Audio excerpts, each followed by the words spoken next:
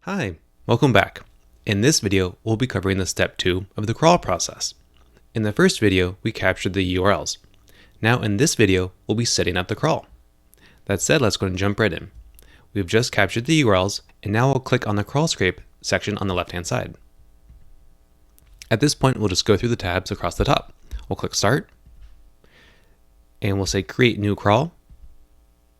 And then the second tab is asking where the URLs are coming from. So we're going to say from a saved scrape results. And then from this dropdown, we'll be choosing the file that we just named, test crawls URLs. And finally, it's asking which column they're in. So from the dropdown, we'll be choosing the URL column. Great, so now we'll click Check It. At this point, Dataminr is making sure that all the URLs are valid, and it's also loading the first one in the list, so then it can load the associated recipes. So the next step is to click on the third tab, the Recipe tab. And here's where you can pick the recipe you wish to use on every individual URL. For this example, I'll be using Sandbox Detail. So we'll click Preview. And this will run a preview of the first URL. As you can see, it's capturing a name, email, address, street, and additional pieces of info. Everything looks good here, so now we'll say Next Step. Here is where you'll give the crawl some basic settings. You can give it a name. You can adjust which URLs you want to scrape, and you can adjust the wait time between and after scrapes. There are a few other settings we recommend looking over, but pretty much everything is good by default. So we'll go ahead and click Start Crawl.